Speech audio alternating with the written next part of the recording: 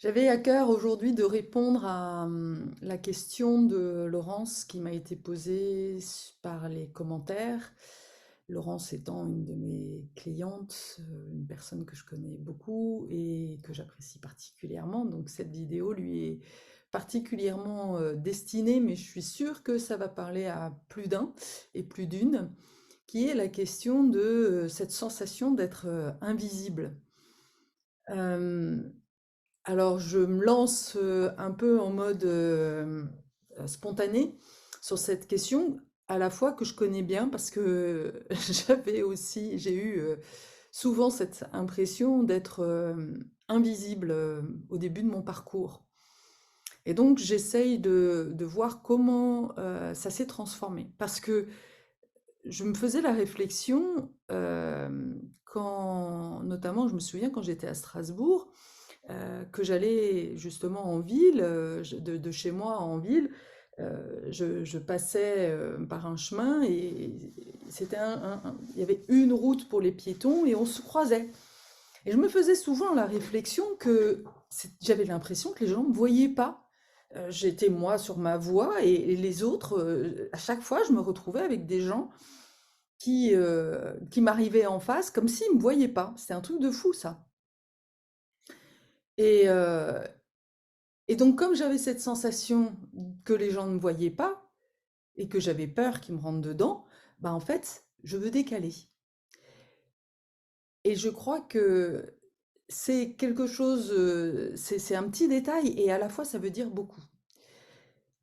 C'est-à-dire que j'avais tellement ancré en moi que je n'avais pas de valeur, que je ne méritais pas d'être ici, que j'avais cette peur en fait d'exister quelque part, que j'étais pas complètement incarnée dans la matière.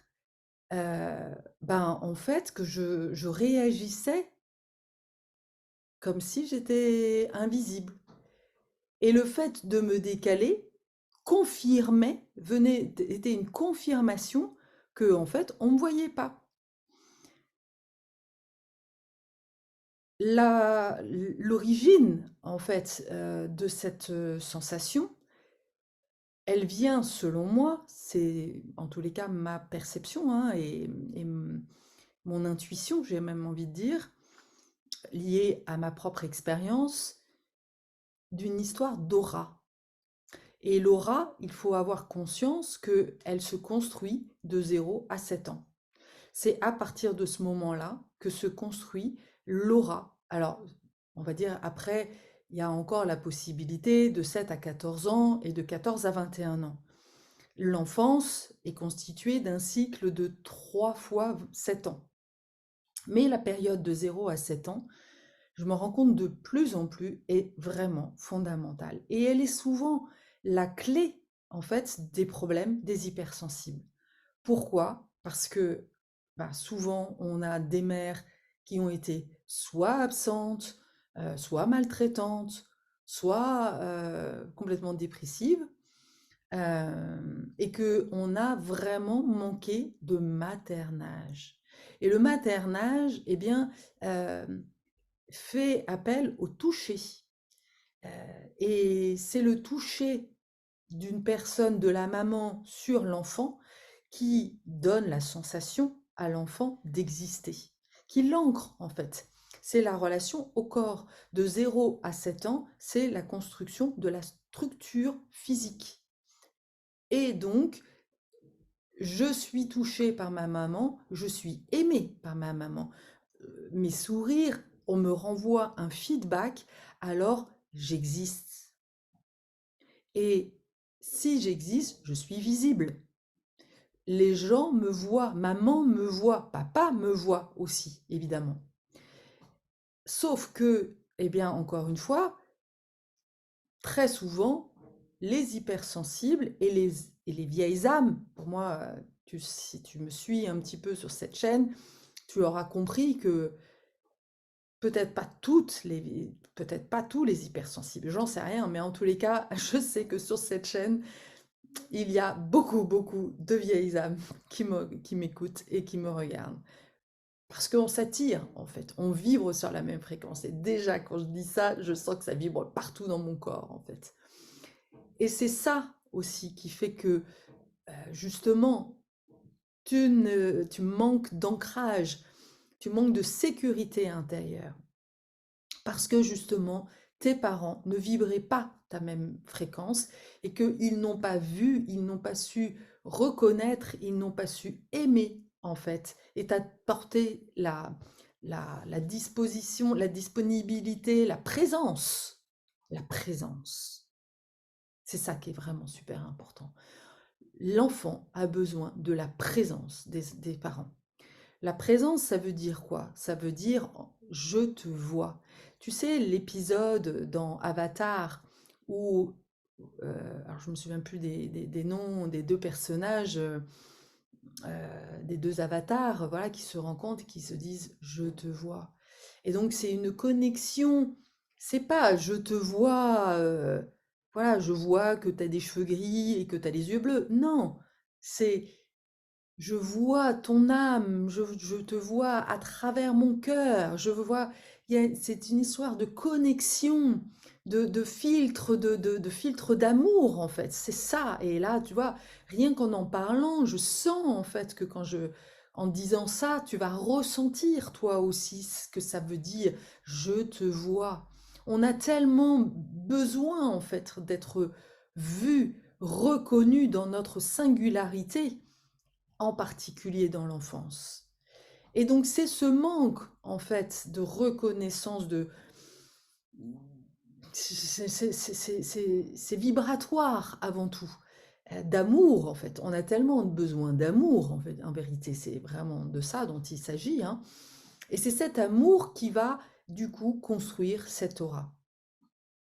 Et l'aura, eh bien, fait de toi quelqu'un qui est présent, aussi la présence de ta mère, de ton père, à toi-même, eh bien, va faire que tu vas passer, j'ai envie de dire, là, j'ai une image qui me vient, c'est au départ, tu as l'impression d'être juste une âme, et l'âme, elle est pas palpable en fait.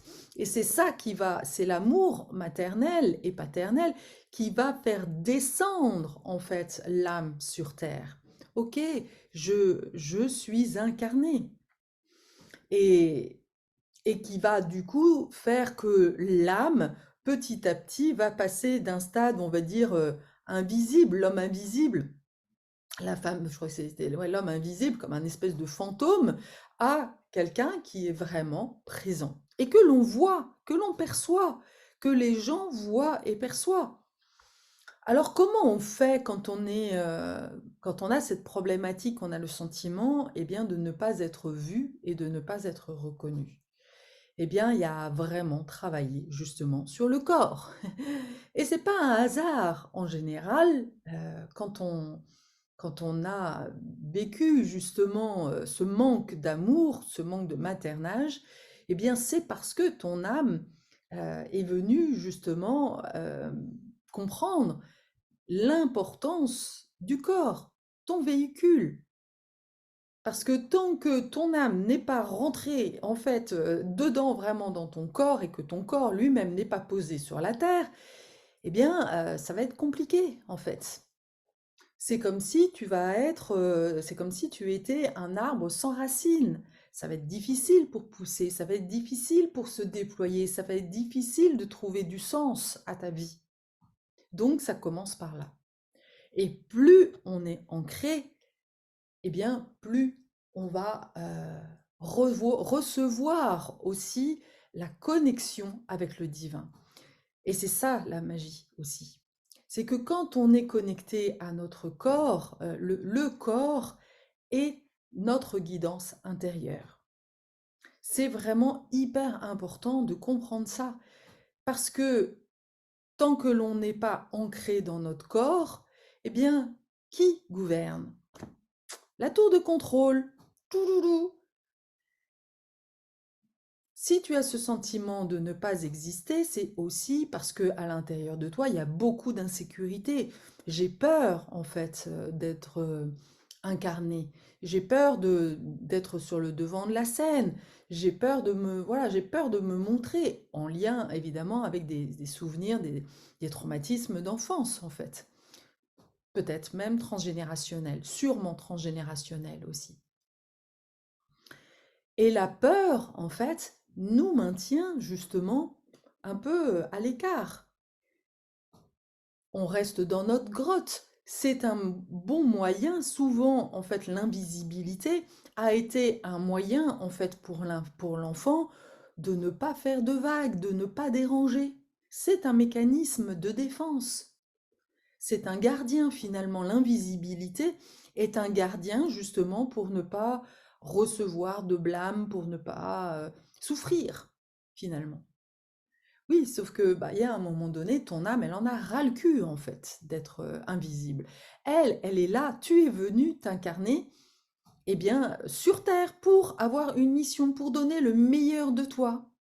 Alors, qu'est-ce qui va se passer, en fait, quand justement, tu ne veux pas t'incarner et que tu ne veux pas comprendre que tu es pas là pour te rendre invisible et rester dans ta grotte? Eh bien, l'univers étant très bien fait, eh ben, tu vas attirer à toi des épreuves en lien avec ton corps, n'est-ce pas, ma chère Laurence? Bah oui, parce qu'évidemment, Laurence vient d'avoir un accident où elle se retrouve alitée, incapable d'avancer. Donc là, vu qu'elle a un accident corporel, elle est bien obligée, en fait, de prendre conscience bah, de l'importance de son corps pour pouvoir avancer. Et ce qui est magique, c'est que quand on est alité, à la fois, bah, ça nous oblige aussi à aller à l'intérieur de soi, à arrêter de courir dans tous les sens. Parce que c'est ça aussi le problème, c'est que souvent quand on est invisible, eh bien, on va, on n'est pas, comment dire, on n'est pas guidé dans les bonnes, c'est encore une fois la tour de contrôle qui va nous enfermer en fait dans des cycles, en anglais on dit loop, des schémas en fait répétitifs où on fait tout le temps la même chose. On est un peu comme l'image d'un poulet sans tête en fait, enfin, ou à la fois une tête de poulet sans corps en fait, c'est plutôt ça même. Et donc là, c'est le schéma répétitif, c'est la peur en fait qui nous fait agir, qui nous fait continuer à fonctionner avec, encore une fois, nos modèles de peur. Donc là, on est dans nos ombres. Quand on se réfère, si je me réfère au Jenkins, eh bien, il y a des chances que l'on retrouve en fait des mécanismes des parts de nous que l'on voit dans nos sphères génétiques dans l'ombre. Et on n'est pas du tout bah, la meilleure version de nous-mêmes. Et pour être la meilleure version de nous-mêmes, eh bien, la première des choses, c'est revenir dans la présence du corps. C'est très important, en fait. Donc, ça passe par prendre du temps, déjà, ralentir, poser. Bah oui, c'est pour ça que souvent les accidents, même les burn-out, ce genre de choses, même le coronavirus, a été quand même un bon prétexte, évidemment, pour beaucoup, de ralentir et de se poser les bonnes questions. C'est pour ça que souvent, pendant les vacances, les grandes vacances, on prend 3 semaines de vacances et souvent, on en ressort avec des bonnes, des bonnes volontés, en fait, des bonnes dispositions. Mais c'est bien de rêver. Mais après, il va falloir passer à l'acte, en fait. Et prendre le risque de vivre. Et c'est ça aussi, passer outre l'invisibilité, sortir de l'invisibilité, je vais y arriver, ça veut dire traverser les peurs. Parce que les peurs, finalement, vont venir au moment où on se rapproche de notre génie. Rester dans ta grotte, encore une fois, n'est pas héroïque. Il n'y a rien d'héroïque là-dedans. C'est se cacher. Mais ton âme, elle a elle a un chemin. Elle sait ce pourquoi elle a. Toi, tu l'as oublié. Mais elle sait. Et il y a un moment donné où, eh bien, ton âme va t'appeler. Et il va y avoir un certain nombre d'opportunités, d'appels, en fait, d'appels qui viennent de l'extérieur. Et là, on est au cœur de la sphère de la vocation. La vocation, c'est vraiment la sphère qui parle de ce que tu as de plus précieux à offrir au monde.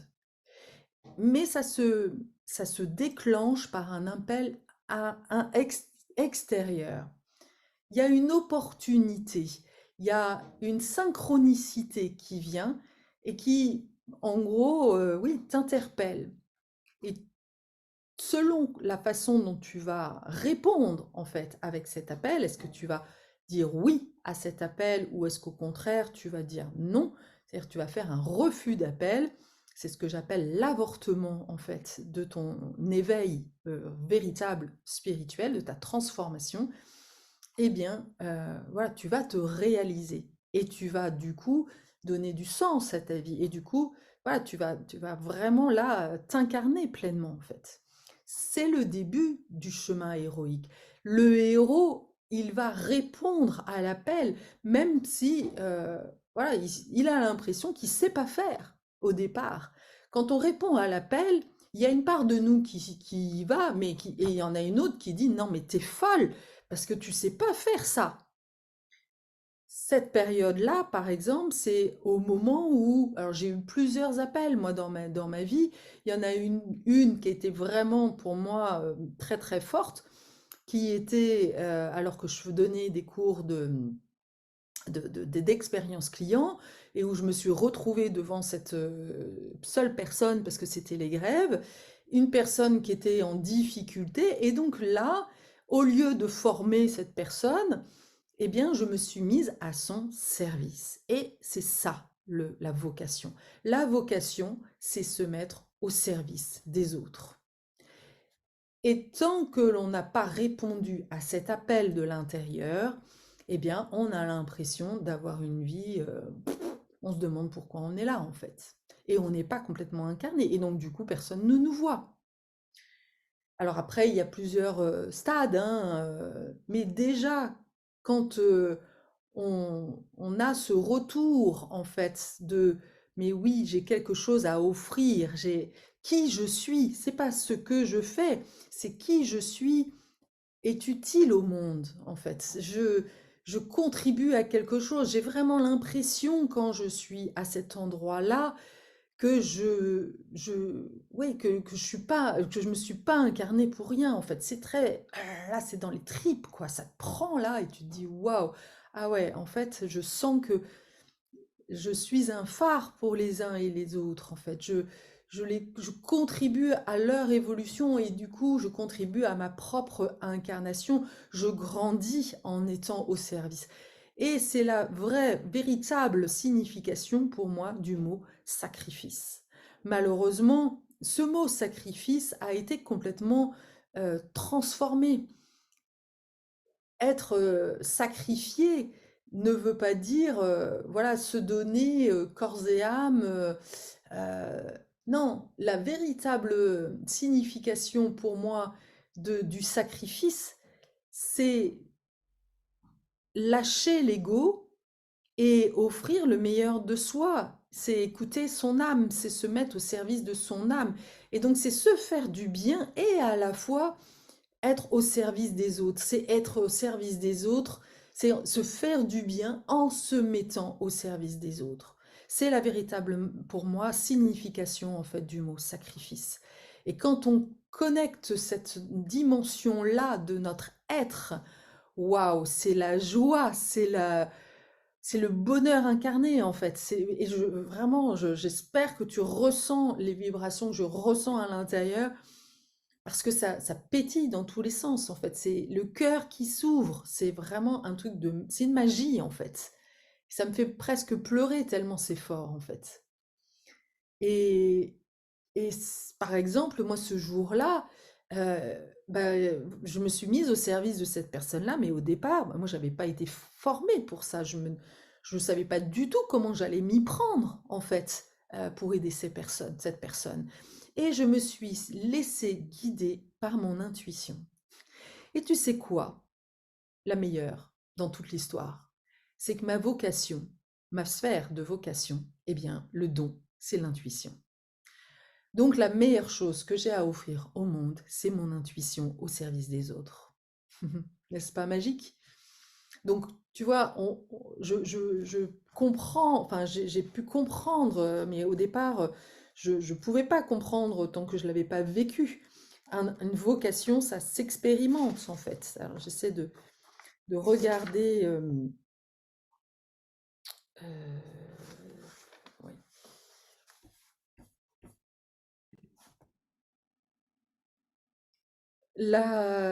Donc, ma vocation, ma sphère de vocation, c'est le 57. Et le 57, la clé 57, dans l'ombre, c'est le malaise. Elle s'exprime par le côté hésitant. L'hésitation est le résultat de la répression mentale de l'intuition. Le corps sait ce qui est juste dans chacune de ses cellules, mais le mental y impose immédiatement son doute, son anxiété et son opinion, ce qui infirme la perception authentique. Et ça, j'ai souvent, et sachant que j'ai l'œuvre de vie, mon œuvre de vie, c'est le doute. Enfin, voilà, donc tout ça. Et c'est tellement propre aux hypersensibles. On est des êtres hyper intuitifs, on est sensitifs, on est connecté à quelque chose de tellement plus grand, mais le mental, en fait, nous brouille les pistes, en fait. Euh, la nature réactive, c'est l'impétueuse. Impétuosité est une réaction humaine. Donc ça, c'est la nature réactive. La réaction humaine au malaise ou à la peur. Son seul but est d'échapper à la peur ou d'y mettre fin en prenant une décision rapide. Ce genre de décision ne provient pas de l'état de clarté qui a été évoqué plus haut, mais elle est issue de la peur. À cause de la nature impétueuse, ces choix ne peuvent que conduire à davantage de souffrance. Voilà, et le 57e don, donc c'est l'intuition, entrer dans la sinosphère. Elle est l'élément essentiel du cercle de la matière. La 50e clé génétique préside du cycle de la gestation qui, à son tour, détermine les tendances de votre développement durant votre enfance. C'est au cours de ce premier cycle que votre programmation génétique est fixée. Vos gènes construisent votre corps selon le champ génétique de votre maman. Par conséquent, le rôle de chaque mère dans la structuration biologique, émotionnelle et mentale de son enfant est crucial. La mère est réellement co-créatrice de l'enfant qui s'incarne, car chaque pensée, chaque émotion et chaque élan la parcourant a un impact fondamental sur l'ADN du fœtus. Et finalement, ce qui est vraiment très touchant, en fait, et vraiment ça me touche profondément quand je le lis, c'est que je me suis incarnée pour justement faire l'expérience que en étant née dans une matrice morbide, eh bien, ça allait finalement me barrer la route, me créer des difficultés dans ma vie. euh, et je l'ai fait pour que justement, pour aussi accompagner les futures mères et toutes les femmes de manière générale. Voilà, les futures mères, les mères, parce que finalement, rien n'est, comment dire, déterminé. Là, ce qui est aussi très encourageant, c'est de me rendre compte que finalement, bah, avec tout le travail que j'ai pu faire, on a des capacités d'auto-guérison et en travaillant, en se reconnectant à son corps, bah, c'est comme si le corps est un canal, en fait, pour nous reconnecter à quelque chose de bien plus profond, en fait, pour aller nous relier à une sagesse que l'on a à l'intérieur de nous. Et, et c'est ça le travail que nous avons à faire en tant qu'hypersensibles, c'est ne pas oublier ce corps. Notre culture, notre civilisation, enfin, surtout dans l'Occident, on nous invite, les coachs, même les psychanalystes finalement, ne font que travailler sur du mental. On les fait parler, mais on ne travaille jamais, en fait, ou très rarement, sur le corps, sur cette connexion, sur la vibration. C'est même presque l'inverse, en fait. Un psychanalyste écoute, mais il n'entend pas. Or, l'hypersensible a besoin d'être entendu, d'être vu, parce que justement, pour que ces cellules, justement, puissent se transformer, puissent connaître enfin ce goût de l'amour pour se réveiller quelque part. Et c'est magique, en fait, quand on reçoit cet amour euh, maternel, eh bien, il y a quelque chose qui s'ouvre, en fait. Et là, on devient, en fait, un canal. Et cette guidance intérieure, du coup, t'amène euh, dans la réalisation de ton être. Et ce qui est assez incroyable, c'est que dans le Jenkins, le troisième cycle, en fait, c'est le cycle Perle, qui est relié, donc qui relie la vocation, la perle et la culture au travail existentiel. Donc c'est vraiment une espèce de pyramide, en fait, comme ça. Et, et, et chez moi, en fait, donc mon intuition, l'intuition relie à ma perle, et ma perle, c'est donc l'expression finalement de mon don intérieur, de mon intuition. Et cette perle, c'est la 46, qui est la transformation du sérieux en joie et en extase. Et la joie, en fait, n'est ni plus ni moins que le fait de suivre, en fait, le flot de notre âme. C'est pas la joie, je vais danser et puis voilà, je suis joyeuse. Non, c'est une joie profonde, en fait. Et le sérieux, c'est euh, ne pas être sérieux, c'est prendre les choses au sérieux, c'est ne pas voir chaque événement de notre vie comme une opportunité finalement d'avancer.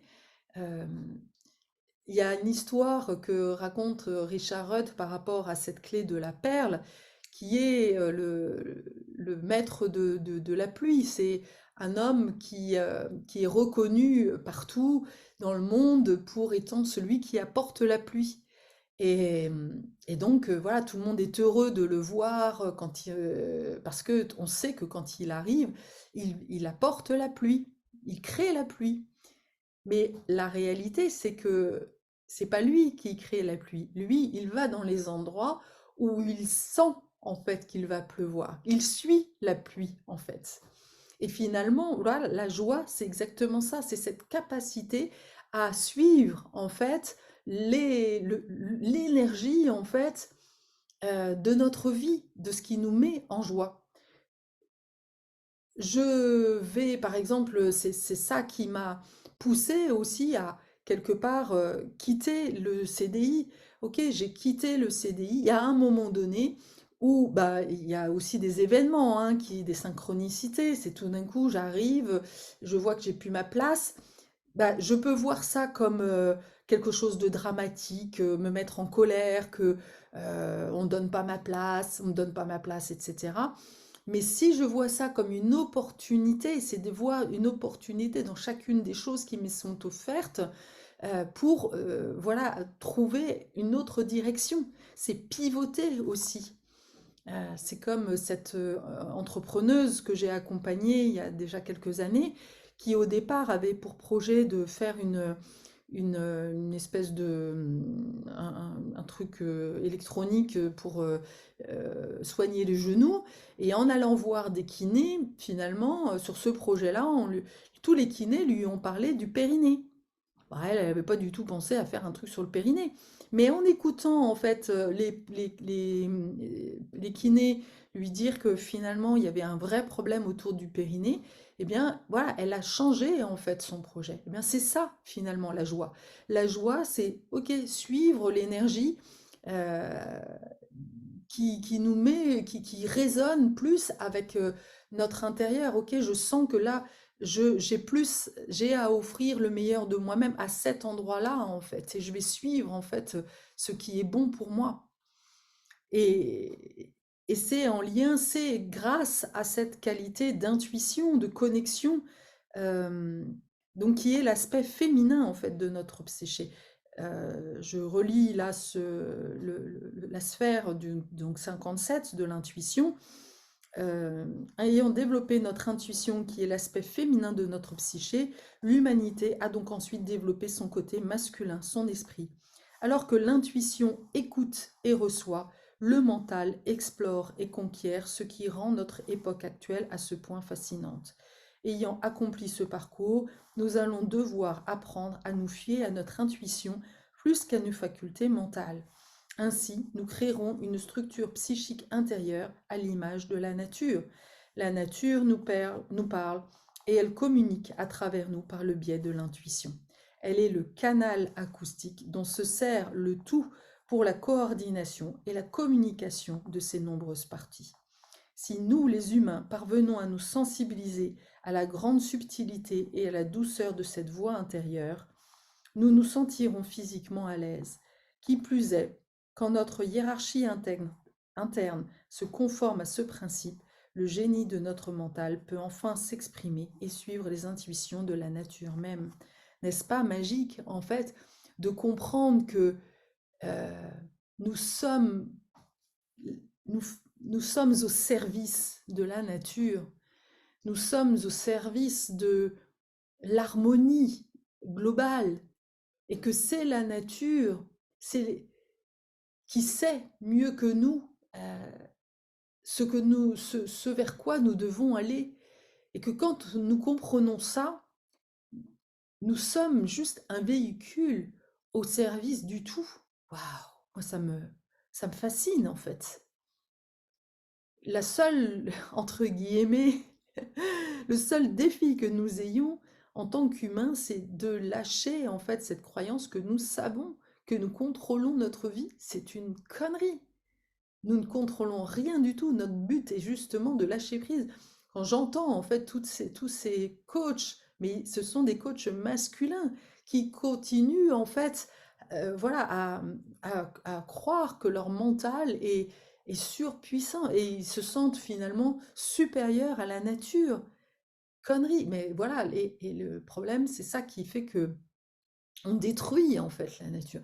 Mais quand on est en résonance, en connexion avec ce grand tout, alors justement, on fait les choses de manière eh bien organique, en harmonie.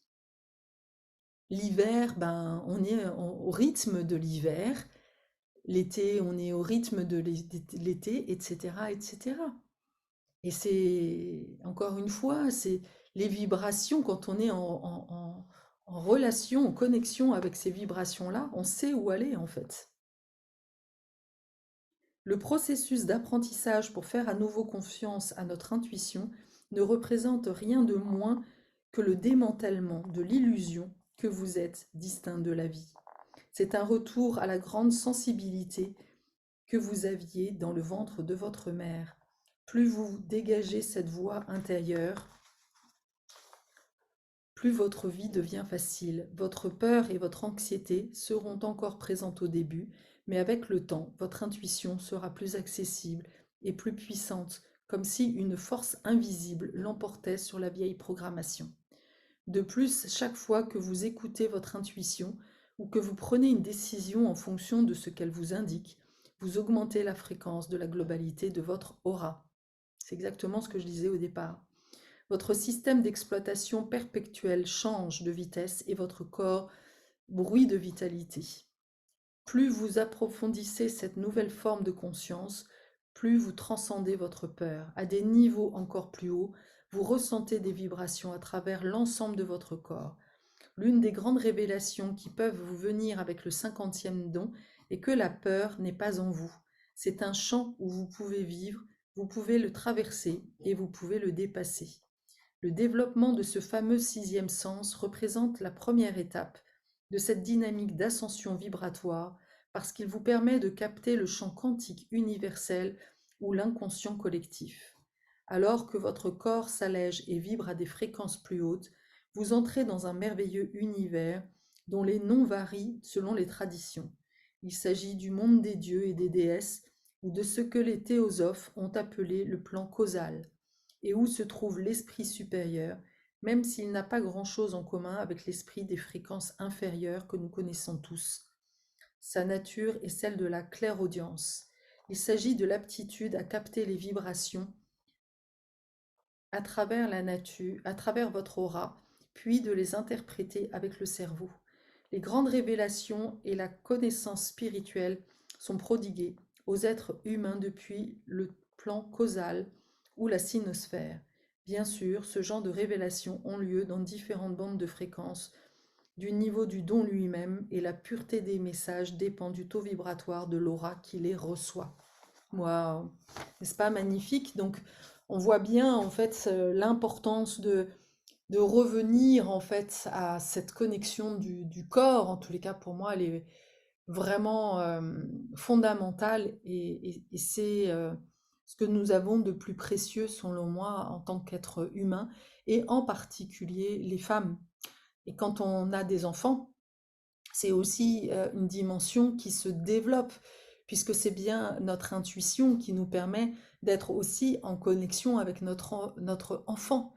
Et c'est souvent ce dont a manqué notre mère, parce qu'elle était certainement enfermée dans ses tourments, dans ses traumatismes, dans ses difficultés, n'était plus en connexion avec son corps, avec son cœur, et n'était pas capable en fait d'entendre nos pleurs, nos besoins. Et à la fois, voilà, ça fait partie de notre choix d'incarnation. Voilà.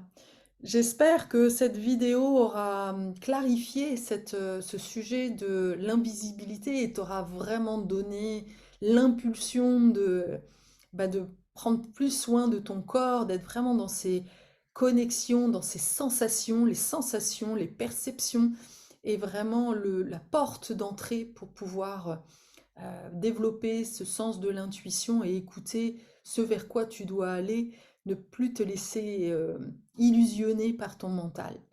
Et si jamais tu veux vraiment aller dans un parcours beaucoup plus profond, eh bien, bah, je t'invite à me contacter pour voilà, entamer un chemin ensemble. Moi, de mon côté, je sens que ma guidance intérieure me pousse encore plus à travailler sur cette notion de corps, et je me prépare à monter quelques stages de danse, voilà, de connexion, de sensations dans la nature, parce que je sens que c'est vraiment là mon cœur mon cœur de l'offre, voilà, en complément avec tout ce que je fais. Mais je sens que voilà, l'humain a de plus en plus besoin de revenir dans cette expérience du corps et des sensations. En attendant, voilà, je te souhaite une belle journée. N'hésite pas toujours, mais tes messages, vos feedbacks sont toujours un grand plaisir pour moi. C'est aussi votre manière voilà, de m'encourager dans ce que je fais. C'est toujours, voilà, c'est aussi une manière de se connecter. Je remercie beaucoup les personnes qui prennent le temps aussi de m'envoyer des messages de remerciement via mon site différentiel.fr. Ça me touche particulièrement, et n'hésitez pas, voilà, à prendre aussi rendez-vous pour une séance découverte. Qu'elle aboutisse ou pas, c'est toujours pour moi l'occasion voilà, de pouvoir semer une graine, de pouvoir faire plus connaissance aussi. À très bientôt.